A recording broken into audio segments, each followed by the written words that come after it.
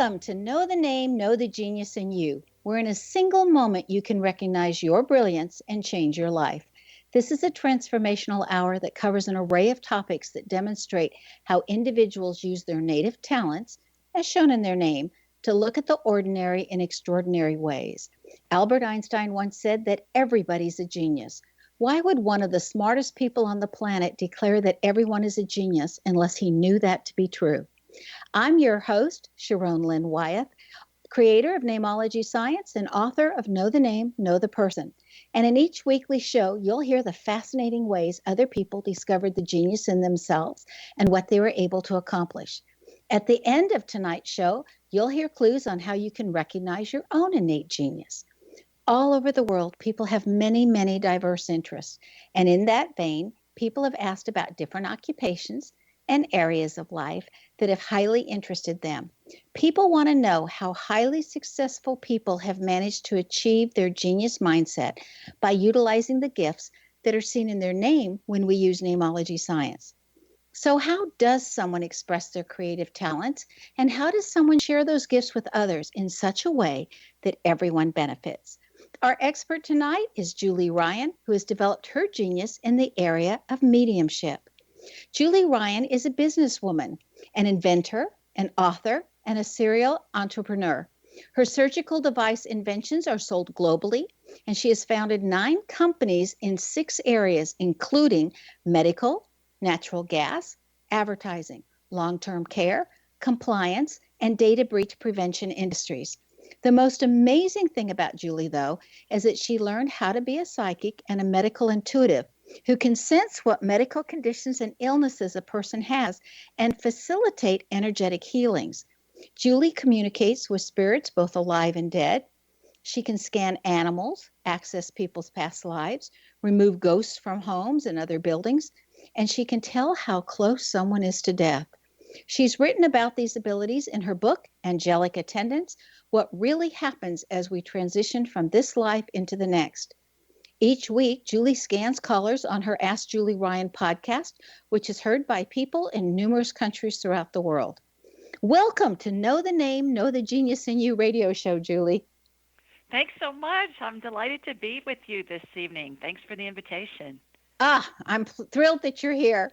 What did you do in order to learn how to be a psychic and a medical intuitive? Because most of the time we think, people are born with that, but you actually studied it and developed a talent. What did you do?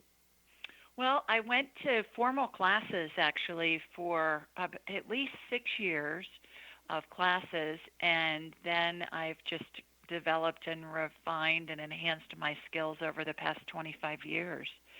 So it was a curriculum that was devised by a woman who was a former NASA physicist named Barbara Brennan. And she has a school in Florida where one can get a bachelor's degree in medical intuitive healing. And that fascinated me. And I found one of her graduates in Nashville named Susan Austin Crumpton, and she has a school called the Estuary and the School of Healing Arts. And it sounds like something from Harry Potter, doesn't it? But it's really not. And then she taught me and has become my mentor and dear friend over the past 25 years. So can anyone learn to do what you're doing? Absolutely. Yes. We're all born with intuition and with psychic abilities. And a great example, Sharon, would be, have you ever thought of somebody and then out of the blue you ran into them very soon thereafter, or they called just out of the blue? And I think most of us have experienced that, and that's just our psychic ability. We connect with that person telepathically, and they either show up or they call, or we talk to them, or people say, well, that's just serendipity. Well, it's not. It's our intuitive abilities. Well, you put in approximately 6 years developing your skills and learning how to be a psychic or a medical intuitive. So is that a normal time period that it takes most people, or do people take normally longer or shorter than that? Well, I think everybody's different, and I didn't learn necessarily skill sets of you do this way and you do that way. I learned more about energy and personalities and And really, I was talking to somebody earlier today about this. One of the things that was really hammered into me during my study was to always be self correcting and to not put my own feelings or emotions or opinions into the information that I receive. So, similar to a jet when it's flying across the country, certainly it uses the instruments on board, but it's always self-correcting. You hear about jets don't fly in a straight line. They kind of veer off course and then they're brought back to the route. And so when I'm scanning somebody, my word, either medically or for a past life or spirit guides or they want to talk to a deceased loved one, I'm always self-correcting. I'm always asking questions that will validate and verify the information that I'm receiving. So my curriculum was learning about the general way that energy works and those kinds of things. And then the student is left to develop their own nuances and their own skills of how the information comes to them.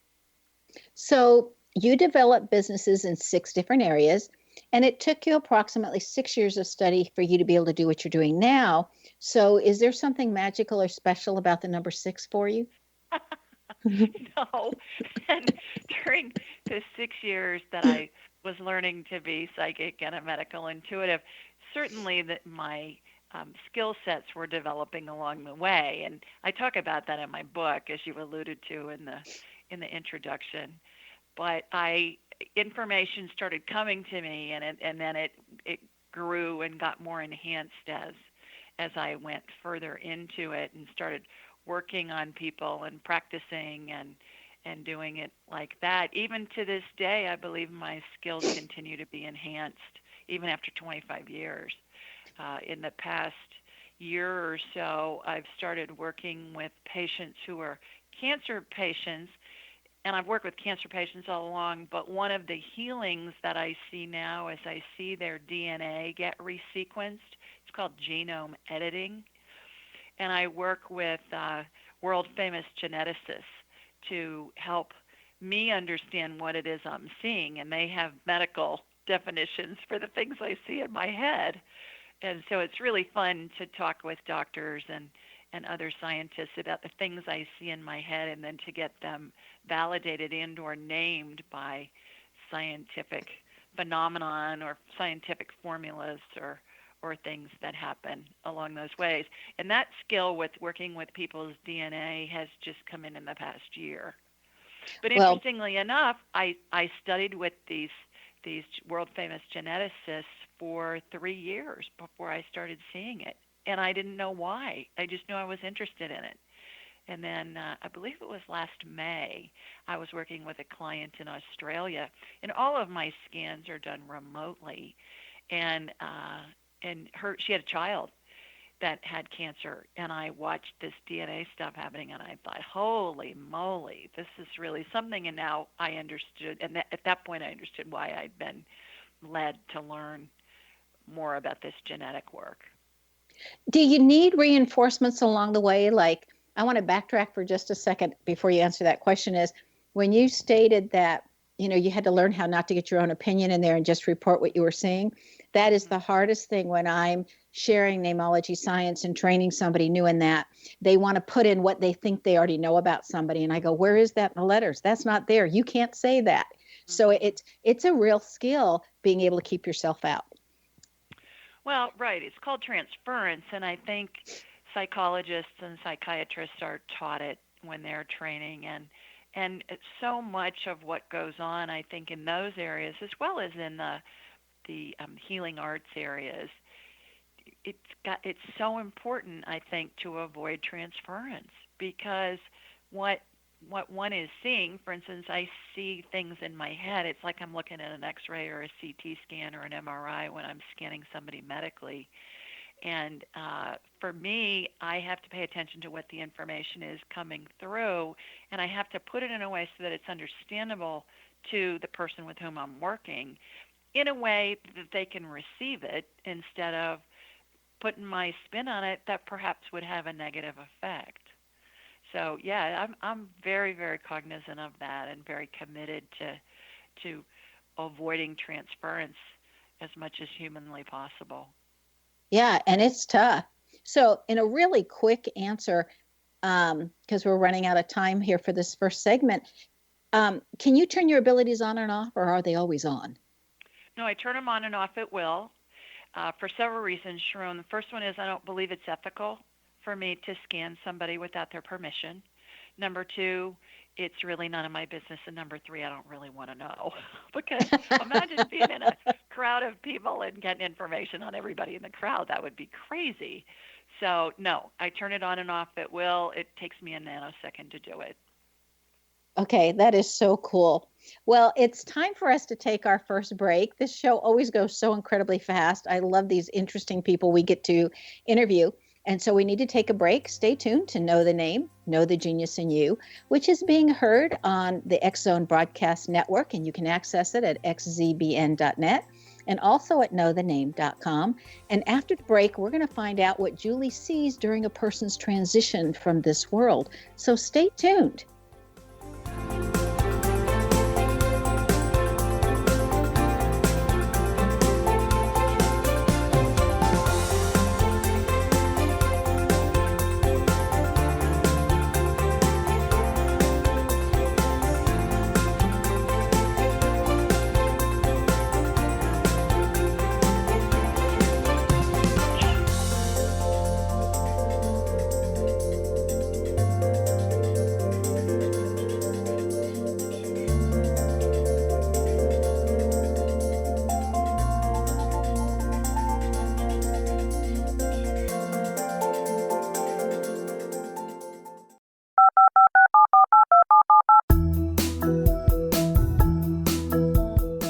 Did you know that when you're on the road with limited data or Wi-Fi, you can still listen to the X Zone Radio Show with Rob McConnell, The Science of Magic with Gwilda Wiyaka, X-1, Dimension X, Space Patrol, and every minute of the X Zone Broadcast Network by calling 213-401-0080, courtesy of Audio Now. No smartphone, app, or internet needed. It saves your data plan and it's free if you have unlimited minutes. Call 213-401-0080 to listen on any phone, anytime, anywhere. Remember 213-401-0080 for the best of the paranormal, parapsychology, and sci-fi radio programming anywhere, 24/7, 365. You have heard of the X Zone? Now watch it on Simul TV, plus 500 video games, live TV channels, free video on demand, worldwide, and more. Does this sound like tomorrow's television? Well, it is, but you can have it today, right now. It is Simul TV. Simul TV offers what the others only wish they could provide. 15 exclusive channels like X Zone, sci-fi, and horror. We are worldwide. No other provider offers that. 500 built-in video games. No need to have an extra expensive system. We have them included. Free video on demand. Live streaming events from around the world. Interactive online network, and much more. Tomorrow's TV today. Simul TV. Sound too good to be true? Well, it's not. You can have Simul TV today. Sign up at simultv.com. Do it today.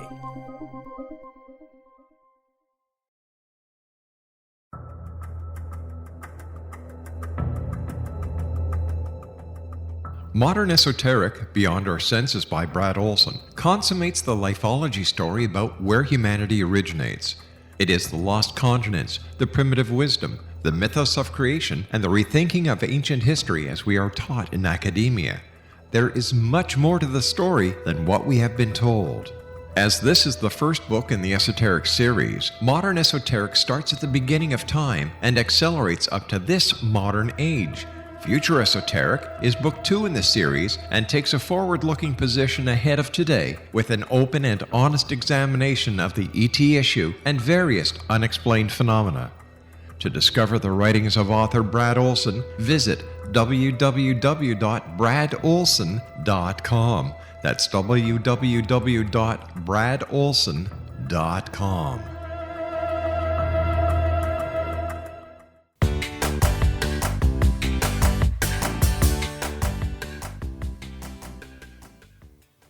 Welcome back. I'm Sharon Lynn Wyeth, and you're listening to Know the Name, Know the Genius in You, which is being heard on xzbn.net and X Zone Broadcast Network and on knowthename.com. Our guest tonight is Julie Ryan, whose website is askjulieryan.com. Okay, Julie, this is the part of the show where we get to interpret your name. Are you ready? Sure. Okay, we're only doing a brief part of it. Okay, your name starts off and says that you're absolutely brilliant, and you combine that with intuition. So you have both intuition and brilliance right off from the very beginning. And that anyone who knows you, even before you learned this skill, would have said, you know, she's really brilliant and she just has all this great intuition. Your name also says that when somebody asks you a question, even if you didn't know the answer ahead of time, it's like magic gets downloaded and suddenly you know the answer and out it comes. It also says that you love to be entertained and that you are entertaining, so that the stories you tell or how you phrase things is very entertaining and the rest of us want to listen. And that's definitely true about the book you wrote and how wonderfully that is written. Your name also says that you've always had a lot of self-confidence, that you're very independent, and you have this really generous heart and you just want to give and give and give, and that you have a time challenge is one of the things in your name, because you're so generous in helping everybody else that at the end of the day you're not always done with your own work. And so anyway, all of that is in your name. And I will tell you that from the very beginning, because of your last name, you were taught that it's really important to help this world become a better place. So those are some of the things that are in your name. Terrific. Well, all sounds good. Would you real briefly, before we get back into what happens when somebody's dying, would you real briefly describe the orthopedic device that you created and how it's used? Sure. The two best known products that I've invented, and I've been a co-inventor on several, but the two best known ones are, the first one is called a disposable auto transfusion device for total joint surgery, which translated into understandable English means when somebody gets a new knee or hip or shoulder joint, the bones bleed post-op, and the blood that those bones bleed flows into my device that I invented. When it's full, we put a filter on it, turn it upside down, and put the patient's own whole blood back into them. So it gives them plasma and white blood cells and all the other goodies. When you get a unit of blood Sharon from the hospital or the Red Cross, they spin blood into a bunch of different products, and normally patients only get red cells. But what we've found is that when the patient gets their own whole blood back, it really helps them heal faster.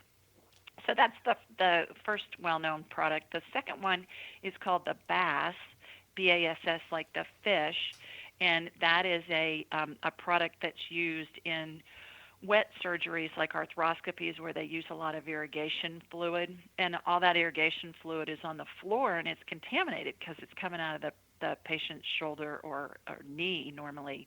I'm talking 40, 50, 60 liters of fluid. And so the people in the OR can slip and fall on it. I mean, it's just disgusting.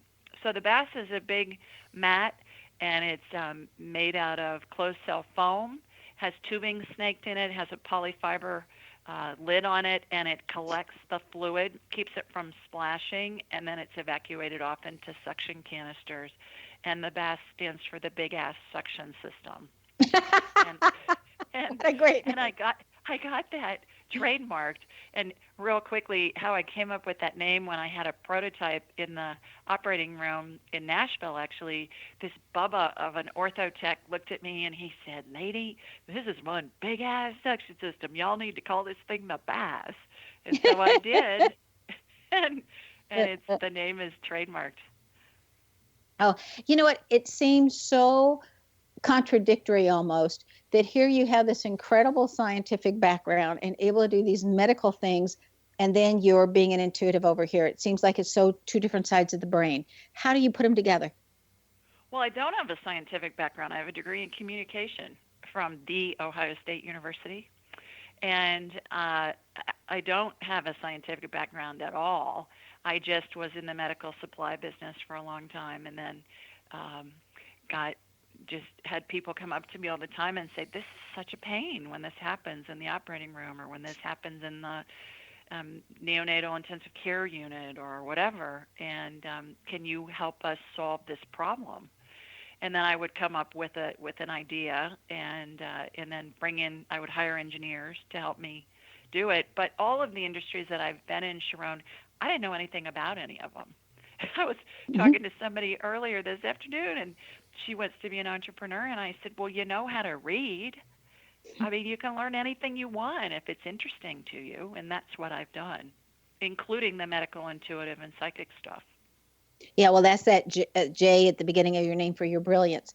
Okay, so now we want to get down to this death part. Have you found that most people are afraid of death? Oh, absolutely, absolutely, petrified. So when have you noticed that something happens and then people get unafraid of death? Is Not it a common necessarily. thing? Not necessarily. I think that when we're working with somebody, or we're um, friends with somebody, or we have a family member who's dying, part of the reason why it's so scary is it makes us face our own mortality. And we don't really think about it until we're thrown into the middle of a situation where someone we love or care about is dying. And I think that's the scariest part is, oh my gosh, what's next? What's going to happen? And is that going to happen for me? And we've been so inundated with religion and even the entertainment industry. Has everybody afraid of what the heck's going to happen, and evil spirits and all that stuff? And it just doesn't exist. It's all been formulated to control the masses throughout history, I believe, by religions, and also organized religion, and also by the Roman Empire, and gosh, goes on and on and on. And then I think it's been formulated and really enhanced in the entertainment industry to put rear ends in the seats in the movie theaters, all the Halloween series and all the other scary movies out there, and also in the publishing industry and now the television industry as well. So you talk about the death and the process of dying, and in detail what you see in Angelic Attendants, your wonderful book that's quite humorous and interesting and entertaining the whole way through it. At the same time, it's educational. Would you give us a small glimpse of what you see when someone's about to die? Sure. When we are dying, or one of our loved ones, when anybody is dying, the spirit exits the body through the top of the head. And it hangs onto the top of the head, and it looks like a cartoon caption bubble, Sharon, like where the thoughts of the cartoon character, or what they're saying, those are encapsulated in a cartoon bubble. And then the person's closest maternal parental relatives show up, their spirits, and they're at the foot of the patient if the patient's lying in a bed. And then the next phase is they're surrounded by a circle of angels. And these are big old angels, Sharon. They're, as I see them, they're 6 to 7 feet tall. They all look the same. And as the person gets closer and closer to death, that circle of angels opens into various stages of a horseshoe. Other family and friends spirits come to, I call them the Welcome to Heaven Committee. And then near the latter stages, there is a vortex that forms above the person's head, and it has an upward pull that helps the spirit evacuate from the body. It reminds me of going through a car wash, and you get to the end, and the dryer's, sucking all the water off the top of your car, and it feels like that. It's just an upward pull. It looks like a funnel cloud, like a tornado cloud, and that's what helps separate the spirit from the body, and then that spirit is escorted by angels to heaven, what I call heaven. So it's very much there's a prayer said at the end of every Catholic funeral, Roman Catholic funeral, called In Paradisum, that talks about the angels and your loved ones will greet you and lead you into paradise. And the best I can figure from my research, Sharon, is that originated in about the 5th century, and it started as a Gregorian chant. And I have often thought, boy, whoever that monk was that wrote that chant was seeing what I see in my mind's eye when somebody is dying.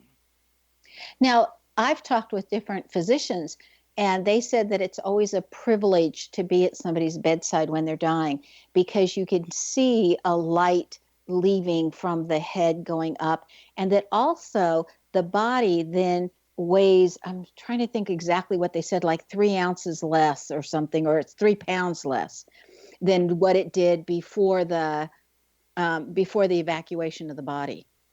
I don't believe I've ever heard that. That's fascinating. Yeah, I've heard that repeatedly when I've asked questions about people dying and what the physicians feel or see, when somebody's there. Did your own belief systems influence what you see around death, do you think? Oh, certainly they influence how things appear to me.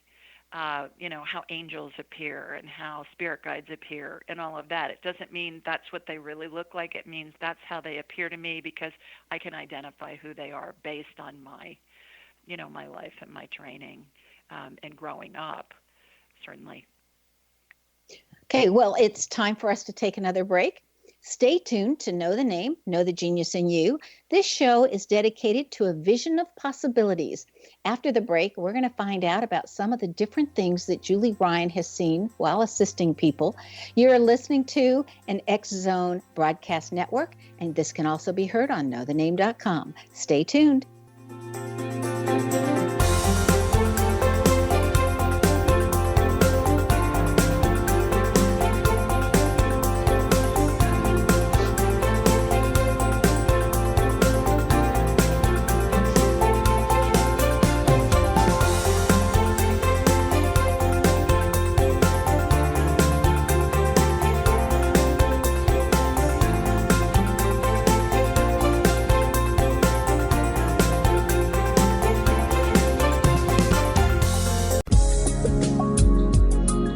Broadcast studios in Hamilton, Ontario, Canada, to the world and beyond.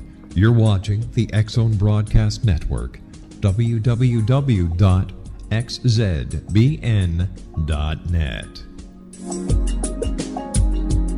AVS Media Den.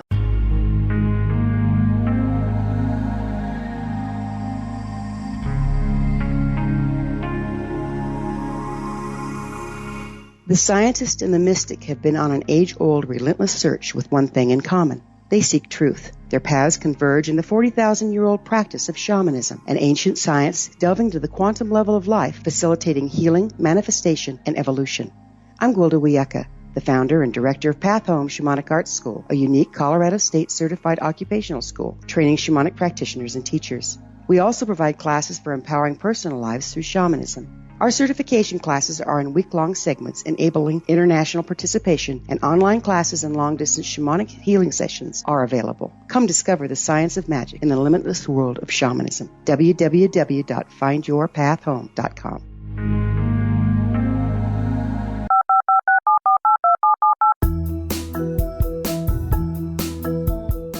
Did you know that when you're on the road with limited data or Wi-Fi, you can still listen to the X Zone Radio Show with Rob McConnell, The Science of Magic with Gwilda Wiyaka, X-1, Dimension X, Space Patrol, and every minute of the X Zone Broadcast Network by calling 213-401-0080, courtesy of Audio Now. No smartphone, app, or internet needed. It saves your data plan and it's free if you have unlimited minutes. Call 213-401-0080 to listen on any phone, anytime, anywhere. Remember 213-401-0080 for the best of the paranormal, parapsychology, and sci-fi radio programming anywhere, 24/7, 365.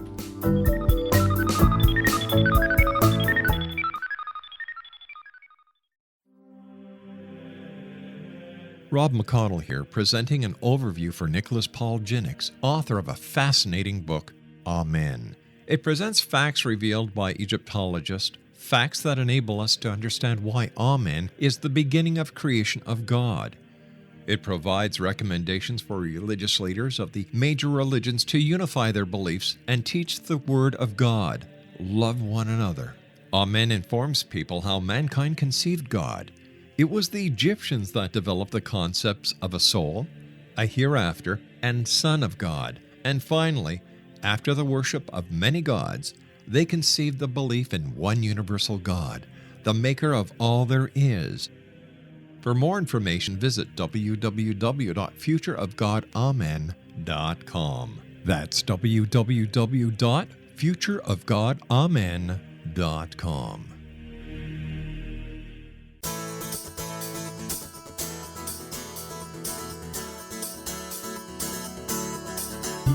Welcome back. I'm Sharon Lynn Wyeth, and you're listening to Know the Name, Know the Genius in You, which is being heard on X Zone Broadcast Network and knowthename.com. Our guest tonight is Julie Ryan, a businesswoman, an inventor, a medical intuitive, and whose website is Ask Julie Ryan. So it's Ask spelled the normal way, A-S-K. Julie is Julie, and Ryan is RYAN.com for AskJulieRyan.com. Julie, how did being able to see other forms of energy change your life? Great question. I think that probably the most profound way it's changed my life is for me to be less rigid. I think it softened me in a lot of ways. As a businesswoman, I'm used to dealing with business plans and measurables and spreadsheets and marketing forecasts and jazz like that. And I think it softened a lot of that because so much of it really doesn't matter in the big scope of things, because our lives are just an adventure. And I think at this stage of the game, when people say, well, what's my life's purpose? I think your life's purpose is to be happy and spread joy. Well, that's basically it. And there's so many forks in the road, and when people get all stressed out about something, and I even tell myself this at times, if I'm feeling stressed, which I don't feel that much stress anymore after doing this for 25 years, but I tell them when we feel stressed, it's because we're looking too far in advance. And our human brains don't have the capacity to envision all of the different variables that are going to come into play that can affect the outcome. And so I tell people, okay, so back it way up and follow the yellow brick road. You're interested in something, you take a step. The next step's going to be illuminated to you. You take that step, and then the next step's going to become apparent. You take that step instead of trying to think of how this is going to play out in the long run. I also think that all of us will agree that we envision something happening a certain way because we want something, and perhaps we get whatever it is we want, but there's no way it transpires in the manner in which we've envisioned initially. And so I think the more we can be comfortable with that it's an adventure and it's going to happen, and stay focused on what you want the end result to be, it makes it way more fun and way more of an adventure.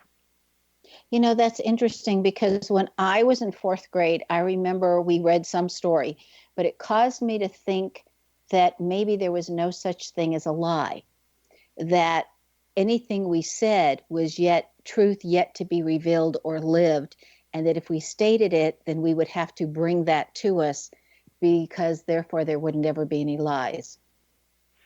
I think that's really profound, especially during Lent.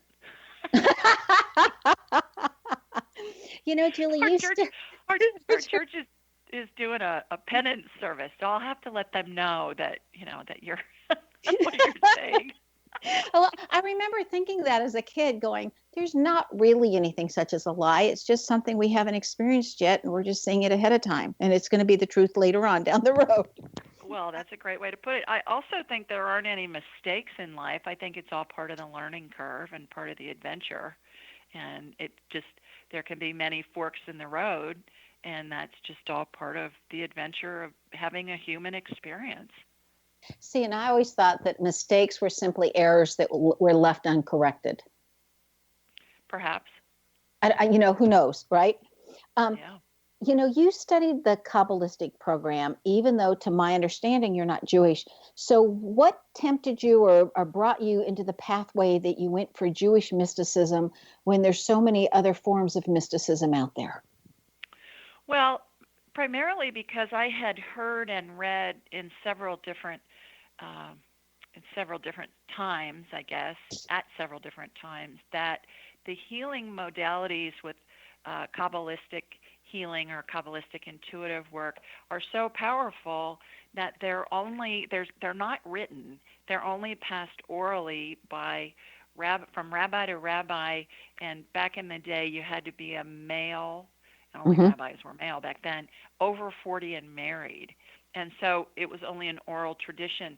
The other things that I had heard was that were that a lot of the healings that Jesus did, that talks about in the New Testament, that the New Testament talks about, were different skill sets that he learned before.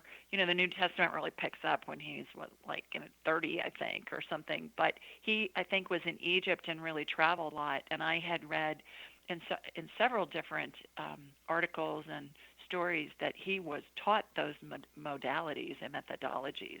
And so that was fascinating to me. I wanted to see, okay, how can this complement the energy healing that I've studied and obviously have started to witness and participate in, and how can this enhance it? And Kabbalah is more about balance. You've got what we perceive as good and what we perceive as perhaps not good or not desirable, but there's got to be a balance between the two. The other thing that fascinated me about it too, Sharon, and going back to your right brain, left brain question earlier, is the left side of the body represents our feminine side, and the right side of the body represents the masculine side. And when I first started seeing what was happening when people were transitioning, I call it the 12 phases of transition. It's interesting to me that the mother is always on the left side of the patient and the father is always on the right side. So they correlate with what I learned in the Kabbalistic healing. See, that is interesting. The missing years, whatever, when in the Bible Jesus disappears after he's 12 and he disappears until he's 30, those missing years are beautifully represented in Eugene Whitworth's book, 9 Faces of Christ.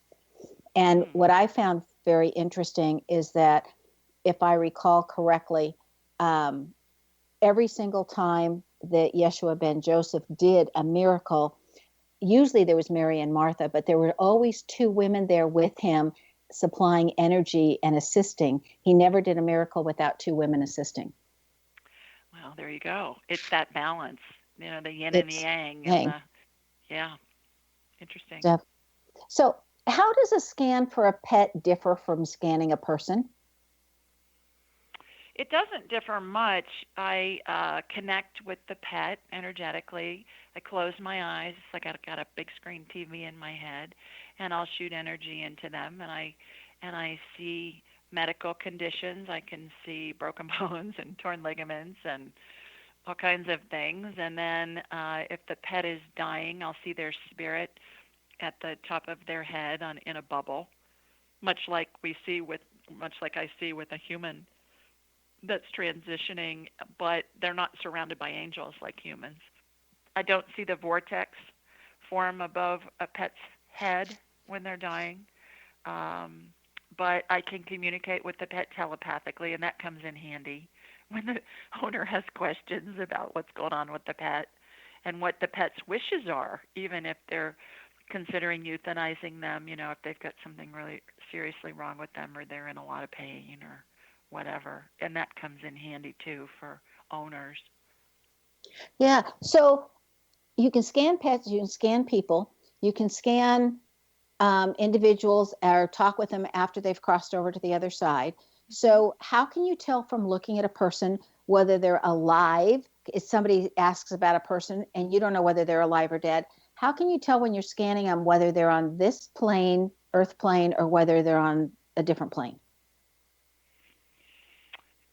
Oh, interesting question. I guess I'm asked to scan people who are alive, and I do see spirits of alive people around other people who are alive at times. I've seen that. Not very often, but every once in a while. And that's usually when a person is kind of has a foot in each reality, the non-physical and the physical. But the body has so much mass to it that the energy is way more dense. And when I'm scanning somebody who's alive, I see a hologram of them in my head. I laugh and I say it's kind of like in Star Trek when they'd say, "Beam me up, Scotty," and Captain Kirk's body would turn into kind of a hologram of himself. Mm-hmm. That's what the spirit looks like, and that's what I'm connecting to with somebody who's still alive in human form. I'm connecting with their spirit. My spirit's conversing and connecting with their spirit. Similarly to Sharon, when I'm scanning somebody who's alive and they want to talk to a deceased loved one or they want to talk to their spirit guides or whatever, those spirit guides look like holograms of people. So Oh, that's okay. how I can tell it's a spirit versus somebody's body. Does that Okay. make sense? Yes, it does. So since you can see past lives, how can you tell whether the person you're scanning a current lifetime or a previous one? That's a question that is going to take a couple minutes to answer. So do you want to wait until after the break and I can answer that question? You want to start? Well, yeah. Just give us one idea and then we'll continue after the break. How's that? Okay, how I scan people's past lives is I envision myself walking down this endless hallway, and it has about 30-foot ceilings on it, and it has 12 by 12 mirrors, individual mirrors that line both sides of this wall, this narrow. We need to take a break. We need to take our last break. Stay tuned to Know the Name, Know the Genius in You on xzbn.net and X Zone Broadcast Station and knowthename.com. After the break, we're going to find out what Julie Ryan has in her name that has assisted her, that you might have in your name as well. Stay tuned.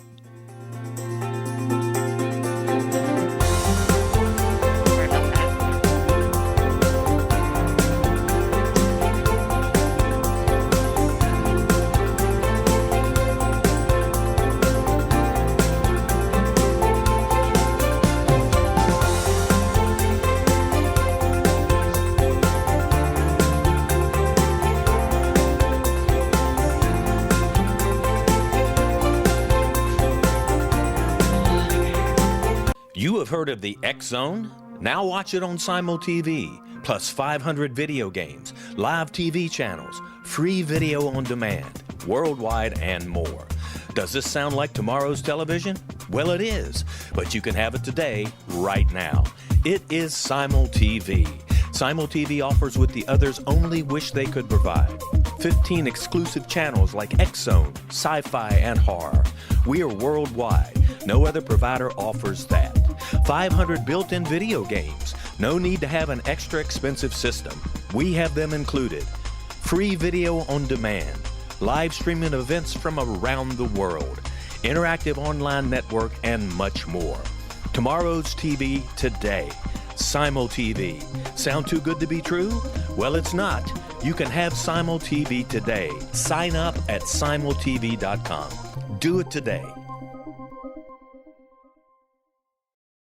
The new nonfiction book, Razor of Madness, is similar to cult movies like Clockwork Orange, Dragon's Tattoo, or The Other Side of Hell. Wayne Morin Jr. and Thomas Lee Howell expose widespread and systematic deficiencies in this thought-provoking tell-all novel. Mind control rages among scholars in law schools. Human rights are ignored while thought reform and mental manipulation are accepted practices used as behavior modification. Dr. Louis Jolyon West comes to mind. Media and public scrutiny shows that United States mental hospitals are in fact destructive murder industries. Razor of Madness expose novel details this epidemic through an in-depth professional and personal investigation. For decades, there has been a revolving door policy that still releases killers and pedophiles back into society. The maestro of mind control continues to haunt America to this very day. Razor of Madness is available in paperback or as a downloadable ebook at Amazon.com. I'm William S. Peckham. If you enjoy a good mystery with a touch of the paranormal, then you'll love my novel, From Out of the Woodwork. It's the story of a young Toronto contractor, Sean Kennedy, who buys derelict homes, guts them, and turns them into multifamily dwellings. Slums just waiting to happen. When Sean buys 29 Livery Lane, the house fights back. Former owners unexpectedly come out of the woodwork as he starts the destruction. The apparitions come to him when he touches old books, reads hidden letters, rummages through old boxes, finds a locket, or reads a discovered manuscript of a murder mystery. From Out of the Woodwork will take you from 1899 to the horror of the World Trade Center, September 11, 2001. Check out From Out of the Woodwork on my website, www.williamspeckham.com.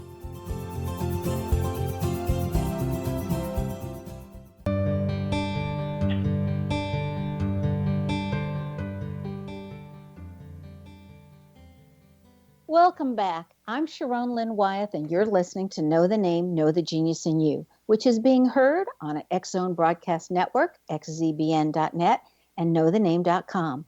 Our guest tonight is Julie Ryan, who's developed her talents in the area of being a psychic and a medical intuitive after having been a highly successful businesswoman. You can reach Julie via her website, askjulieryan.com.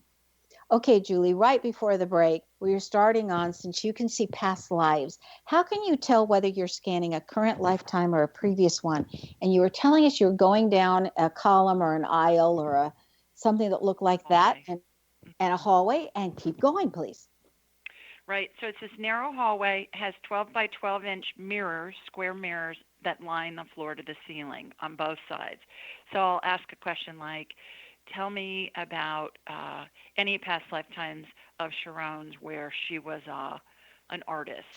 And then these mirrors that correspond with that question will come out from the wall, almost like there's a hydraulic arm behind them.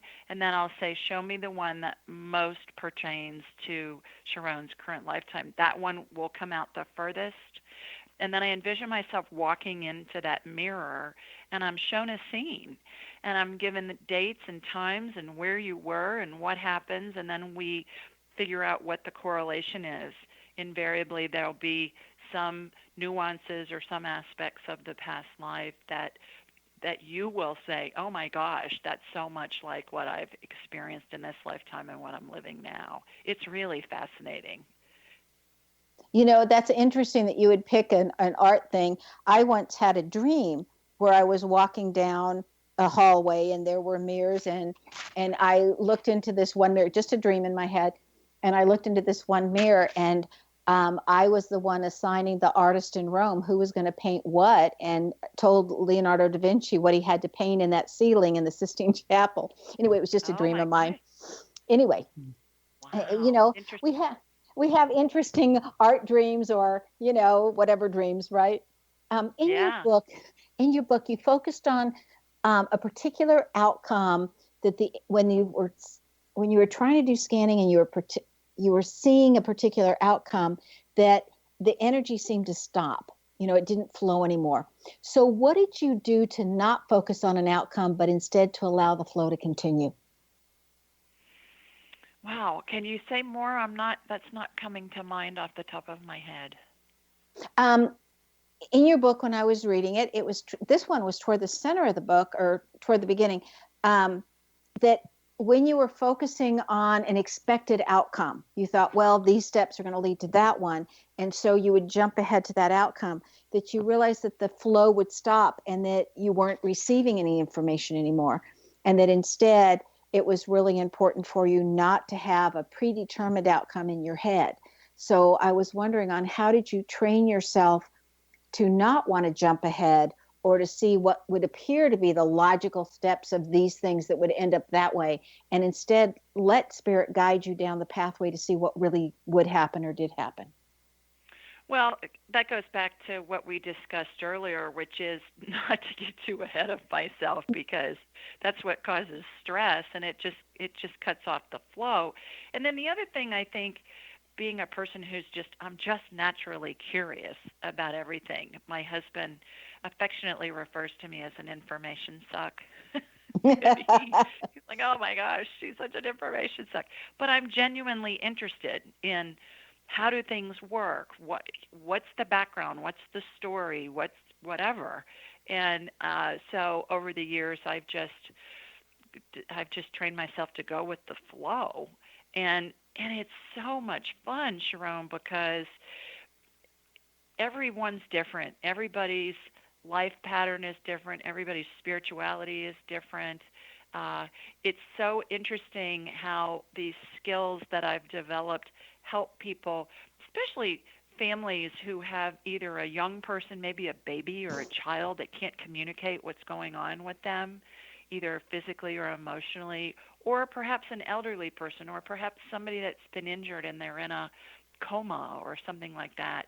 And military people, I talk to their family members all the time. Can you check on my son or my daughter who's deployed? Can you let me know that they're okay? What can you tell me, about that? Can you reassure me that they're okay and they're going to come home? Well, I can tell you what's going on at this moment in time, but things in the future, again, have so many variables that come into play. The person's free will, other people's free will with whom they're interacting, that there are just a bazillion scenarios that can happen. So I always preface everything with, here's what I can tell you at this moment in time. If we do this 2 days from now, it may be totally different. Okay. You mentioned healings in your book, and once you're able to see a healing or you're doing a healing take place for somebody, how long does it usually take to land on that person or take effect? Is there a set time, or is it really a variable? It's very much all across the board, and so much it all depends on the person who's receiving the healing, how open they are to receiving it, and how it plays into what their life's path is. I've had situations, there's always 100% of the time an energetic healing that occurs when I'm working on somebody in a medical capacity. And so I've seen situations and heard of situations where clients there's been a healing that's occurred, and then they go have another set of x-rays or MRIs or whatever, and they're different on the scans, and that really freaks the doctors out. That's really pretty funny. Oh, I was going to say, I love that. Oh, yeah. I love that. The doctors are saying, what? And then I've had a couple of clients say, yeah, I was working with this woman who was doing voodoo medicine on me, and the doctors said, well, good. Tell her to continue. And then there are some that, that healing is death, and it's escaping from whatever they're going through, whether it be pain or whatever. And I laugh. My mother, when somebody was in pain and their family would say, I almost just wish that they'd go because they're suffering so much. And my mother used to go to church and light a candle. We started teasing her and saying, are you going to go light a killer candle? and I think sometimes that's the family's prayer for a loved one who's really suffering. Yeah, you get them out of suffering. Really, there isn't anything else that can be done. And the healing really is they go ahead and transition and go to heaven, and they're out of pain. So Marlo Morgan, in her book, The Mutant Messages Down Under, took a long walk with the Aborigines in Australia, and she learned that they could communicate telepathically, and after being with them a long enough time, she could too. Is that part of what you do also? It's absolutely what I do, is communicate telepathically with people's spirits, both alive and dead, because the spirit is everlasting. And so when I'm scanning somebody who's alive in human form, as I mentioned before, my spirit connects with their spirit, and we communicate telepathically. Same thing when somebody's dying or somebody is unable to communicate on their own, and also with spirits who are in non-physical form. It's all telepathic communication. And to your point, the Aborigines have been doing it for millennia. Across vast distances, thousands of miles, and so it's been done for forever.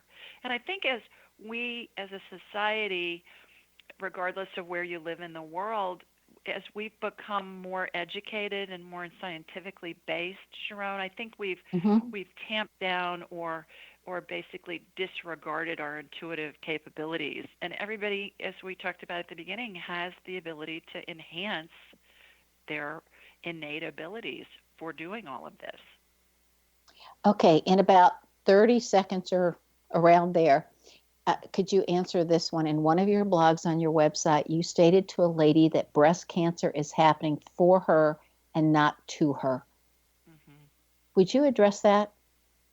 I think everything happens for us, and it gives us the opportunity, especially with cancer patients, and especially with female cancer patients, they're normally very good at giving and very bad at receiving.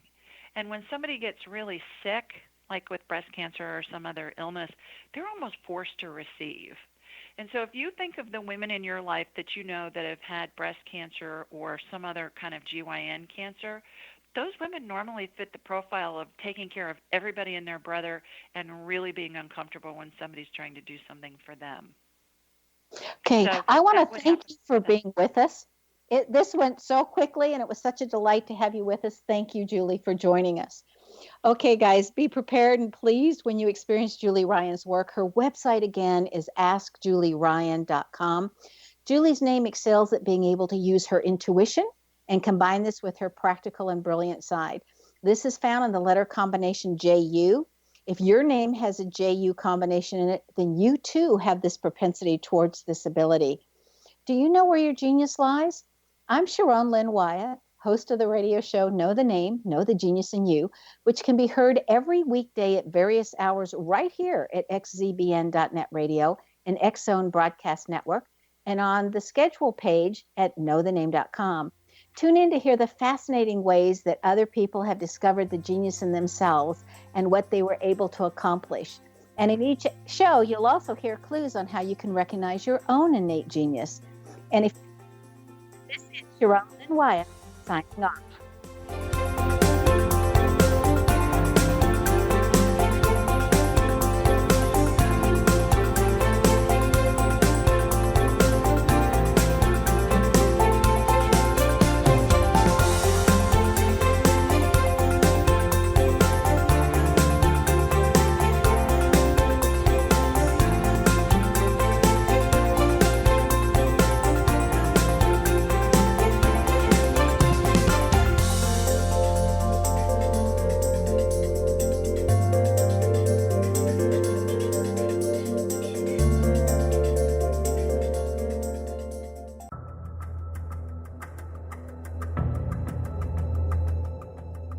Modern Esoteric, Beyond Our Senses by Brad Olson, consummates the lifeology story about where humanity originates. It is the lost continents, the primitive wisdom, the mythos of creation, and the rethinking of ancient history as we are taught in academia. There is much more to the story than what we have been told. As this is the first book in the Esoteric series, Modern Esoteric starts at the beginning of time and accelerates up to this modern age. Future Esoteric is book 2 in the series and takes a forward-looking position ahead of today with an open and honest examination of the ET issue and various unexplained phenomena. To discover the writings of author Brad Olson, visit www.bradolson.com. That's www.bradolson.com.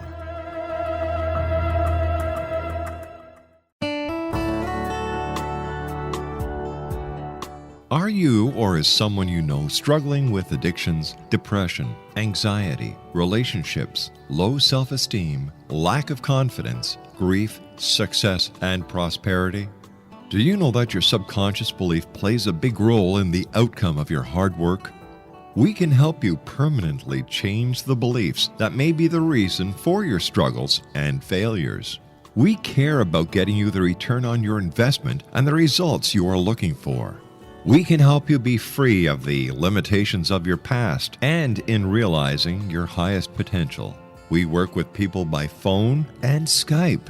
For more information, visit us at www.ritasoman.com. That's www.ritasoman.com.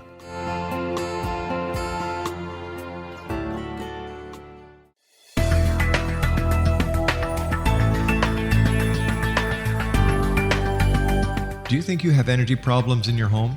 Do you feel better when you're away than when you're home? Joey Korn is a global leader in the world of dowsing who specializes in personal energy clearing and space clearing. He can help you create an ideal energy environment in your home no matter where you live in the world. Learn about his remote spiritual house cleaning services and much more at www.dowsers.com.